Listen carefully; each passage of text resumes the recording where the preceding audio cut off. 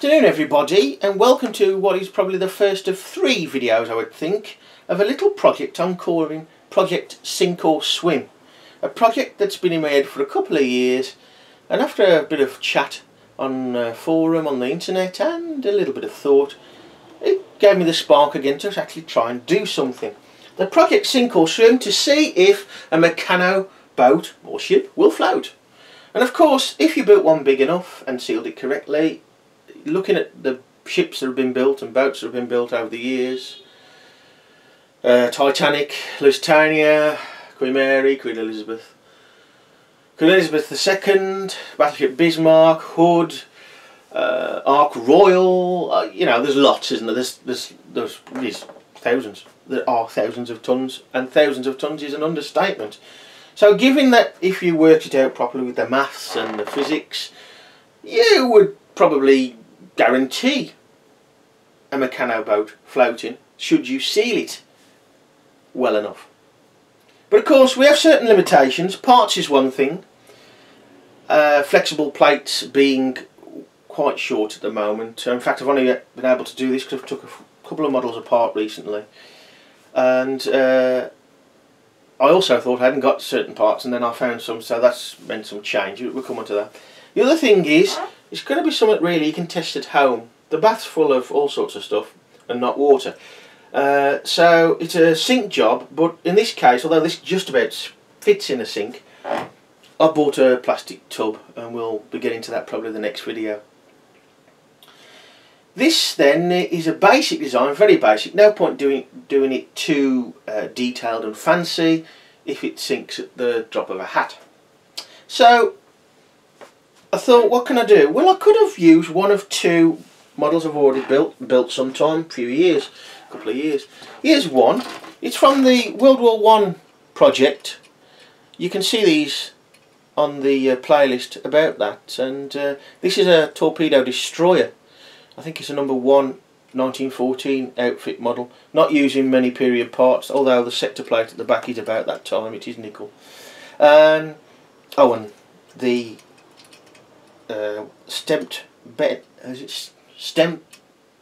bent stepped strip there, holding the gun at the front on. That's nickel also, again probably the same. A few alterations. The videos have been ruined by the soundtrack I used to use. Has been basically wiped over all the commentary instead of just at the beginning, and it sort of rather miffed me off, that one, which is why you don't see music anymore, or see music, hear music. I don't want it to happen again. It has ruined the videos. It was legally used, YouTube music, so you know. But anyway, the other one is a number 4 outfit battleship, quite big. The reason why I didn't use the number 4 outfit battleship was because it is big and it would take a lot of parts to fill the hull, although I dare say it would look good. It looks pretty good as it is, but it's only got a framework of a hull with strips. The little one, the little torpedo destroyer, well, it is quite heavy. It's heavier than this hull. So if I added the hull to it, I don't think it'd be big enough to float. But without getting into the maths and the physics, I thought, get some parts, let's have a play. And I have, but it has required a bit of messing around and trial and error and taking apart and doing other things, mainly because in some ways I've found other parts that I thought I hadn't got any left, and then I've changed it again, and I didn't like something, so I changed it again. So I'll start at the beginning, if you like. The start was the floor of the hull, as you can see here. Now these are the large Big Ben set model flexible plate, so these are no more than 10 years old, probably less than that, probably about 7 I would think. I've never finished that. I lost a bit of art with it really. It was a bit of a dull build, to be honest, but I was intending to do other things and never got round to it. I recently took it apart, which has allowed me to do this. Now I was originally going to use one 25-hole flexible plate. As you can see, there's far less holes, isn't there? So the idea was to put that down the centre and then fill the sides. Now of course there would have been more holes than just the plate, but perhaps I could have overlapped 2. Initially the 5 holes wide, 2.5 inch, which is that there, was going to be the width, and I thought that's not enough. So I thought 9, thought nah, a bit too wide. Ended up with 7, which meant overlapping in the end anyway. And plus, if I'd have used these 9s that way, then there would be several joins anyway. But the other reason I haven't used, although I don't want many holes really under the waterline, the other reason I've not used these is because I ain't got enough, and there will be no holes in the centre there. Specifically, unless I use the 9.5 inch of these, there'll be no slotted hole in this sort of area. Well, I haven't got any 9.5 inch, so I thought what else to do, so I looked around, found these. And the reason I want a slotted hole there is because I'm hoping to put in a Meccano motor prop shaft. The prop shaft won't be Meccano, unfortunately. It's just, as far as I can tell, not feasible at all to do. I need a prop to rotate in a tube. The maximum hole I've got is 4mm. Most commercially available model boat prop shafts are larger than 4mm, but I've found some on eBay. They're not cheap. It's got a 2mm prop with the tube 4mm, which is just about Meccano size hole. That will have to go probably there. And to stop putting so many holes in a hull, I'm going to put the rudder off the end, which probably won't be so good and not so neat, but that's for the future. So once I decided on these for the floor of the hull, I used an angle girder 12.5 inch long across from, as you see there, from right to left all the way along here, and that was just to keep it reasonably square and flat. That has, as you can see, been removed. Then I started with the sides, and your friend here is slotted holes.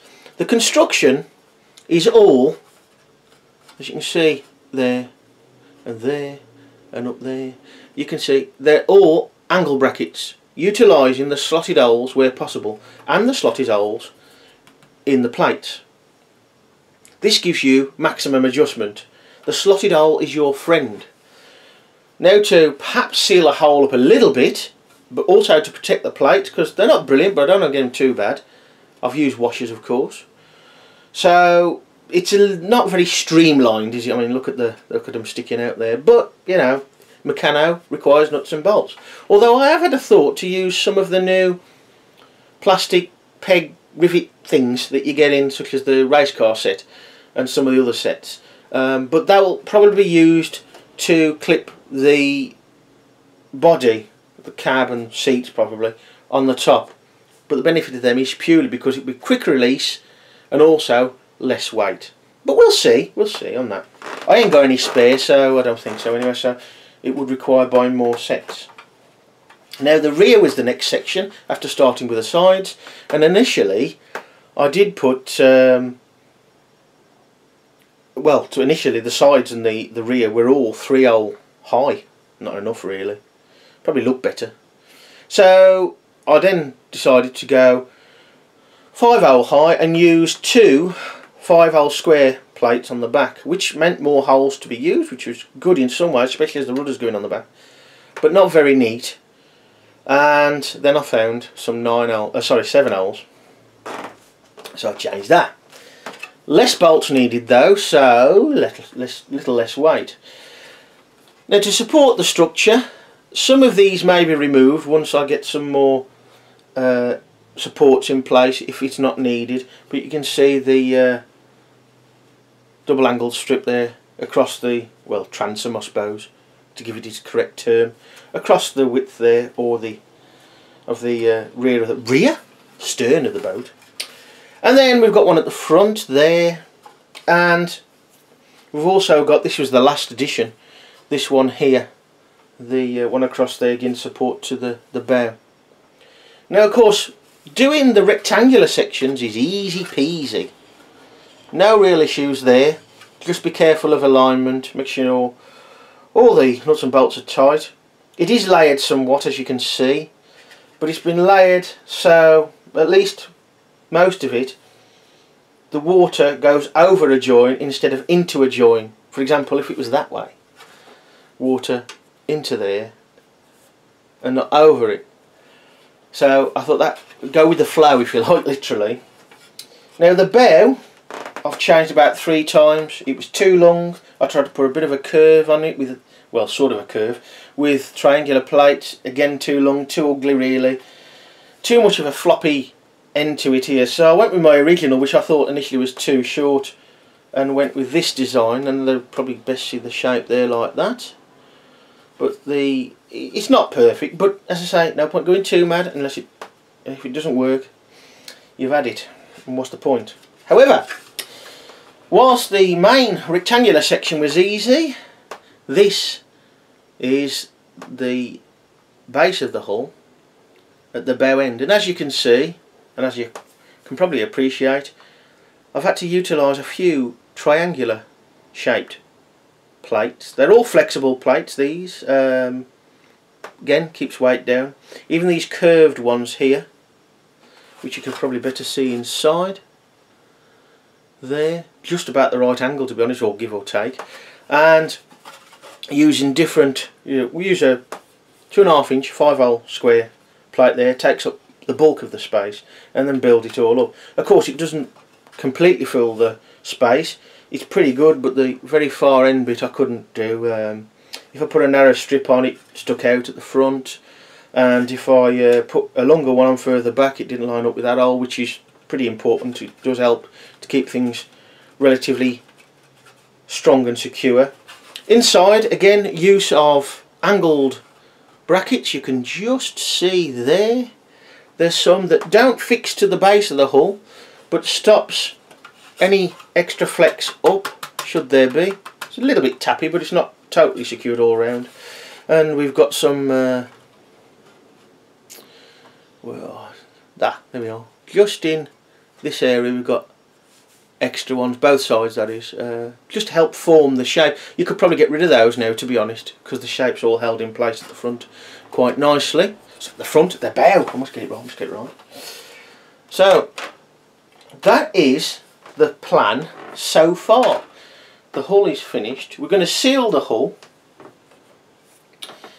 and as I say, we will have to go away from Meccano to seal the hull. Excuse my head and arm. And we're going to use cling film. This is for the test. The idea is to basically wrap the hull up from the bottom, keeping it fairly taut. The first side will be easy. Fold it over, up here, over inside, and using strips. Not sure whether I'm going to use narrow or full size at the moment. If I use narrow, I'm limited on the length, so I'll have to use more nuts and bolts, so there might not be that much difference in the weight.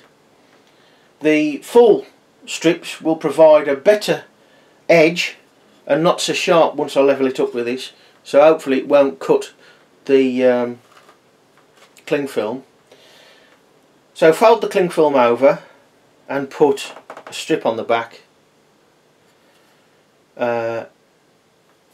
nut and bolt through it, hold it together.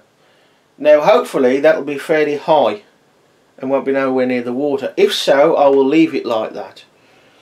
Then we'll do the other side, which will be a bit more awkward, the front especially, the bow, the stern again when we got the corners, but of course it is very flexible, isn't it, cling film.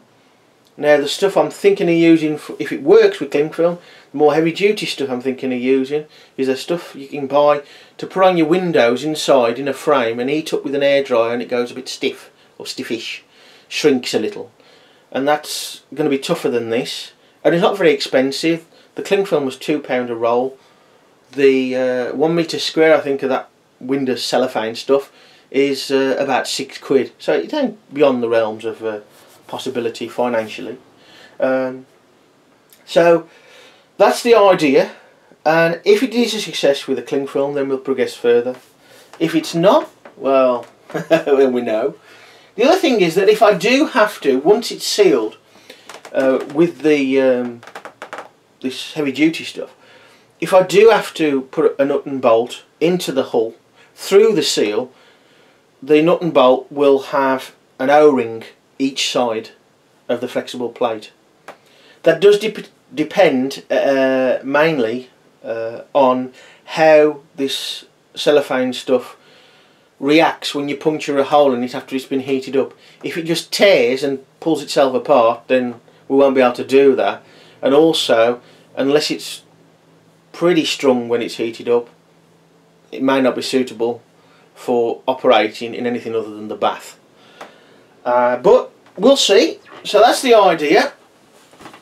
Cling film test next, and if that's successful, we'll go for the full-on test with the heavy duty stuff, and if that's successful, then we'll build a top to it in a sort of cruiser cabin style. Bye for now, folks.